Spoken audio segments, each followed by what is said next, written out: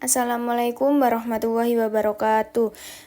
Perkenalkan, nama saya Ervina Eka Sari, NIM 231105010030, kelas Perbankan Syariah 1. Pengertian distribusi pendapatan.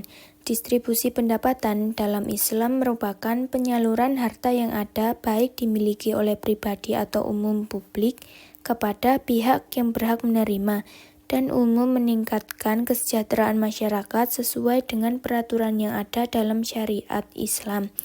Fokus dari distribusi pendapatan dalam Islam adalah proses pendistribusiannya dan output dari distribusi tersebut. Tujuan distribusi pendapatan dalam Islam. Ekonomi Islam datang dengan sistem distribusi yang merealisasikan beragam tujuan yang mencakup berbagai bidang kehidupan, di mana tujuan distribusi dikelompokkan menjadi beberapa bagian. Yang pertama, tujuan dakwah, yaitu contohnya penyaluran zakat kepada para mu'alaf. Yang kedua, tujuan pendidikan, memberi dan mengutamakan orang lain.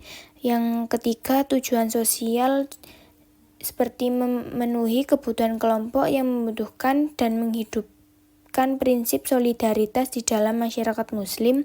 Dan yang terakhir, tujuan ekonomi, yaitu pembersihan harta dalam bentuk infak. Prinsip-prinsip distribusi pendapatan dalam Islam dibagi menjadi 3. Yang pertama, prinsip keadilan. Prinsip keadilan dalam distribusi pendapatan diwujudkan melalui berbagai instrumen seperti zakat, infak, sedekah, dan hibah. Yang kedua, prinsip kemandirian. Kemandirian dalam distribusi pendapatan diwujudkan melalui pemberdayaan masyarakat. Pemerintah dan masyarakat harus bekerja sama untuk menciptakan lapangan kerja dan meningkatkan keterampilan masyarakat agar mereka dapat memenuhi kebutuhannya sendiri. Yang ketiga, prinsip kesejahteraan. Kesejahteraan masyarakat dapat diwujudkan melalui berbagai hal seperti pemenuhan kebutuhan dasar, peningkatan kualitas hidup, dan penanggulangan kemiskinan. Macam-macam mekanisme distribusi. Mekanisme distribusi yang ada dalam sistem ekonomi Islam secara garis besar dapat dikelompokkan menjadi 2 kelompok mekanisme, yaitu mekanisme ekonomi dan mekanisme non-ekonomi. Mekanisme ekonomi dijalankan dengan cara membuat berbagai ketentuan dan mekanisme ekonomi yang berkaitan dengan distribusi kekayaan. Sedangkan mekanisme non-ekonomi bertujuan agar di tengah masyarakat segera terwujud keseimbangan dan kesetaraan ekonomi. Bagian yang berkaitan dengan distribusi hasil produksi. Yang pertama, upah atau gaji untuk para pekerja. Yang kedua, bunga sebagai imbalan modal yang dipinjam oleh pengelola proyek. Yang ketiga, sewa tanah yang digunakan untuk melaksanakan proyek itu. Yang keempat, laba atau profit bagi pekerja yang mengurusi dan yang mengelola proyek juga penanggung jawab. Dampak distribusi pendapatan dalam Islam.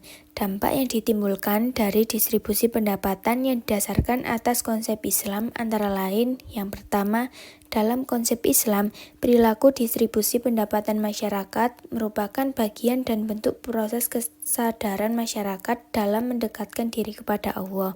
Yang kedua, seorang muslim akan menghindari praktek distribusi yang menggunakan barang-barang yang merusak masyarakat.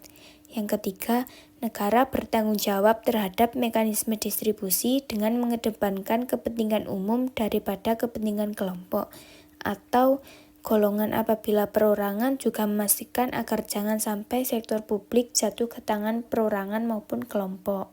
Sekian materi yang dapat saya sampaikan, kurang lebihnya mohon maaf. Saya akhiri. Wassalamualaikum warahmatullahi wabarakatuh.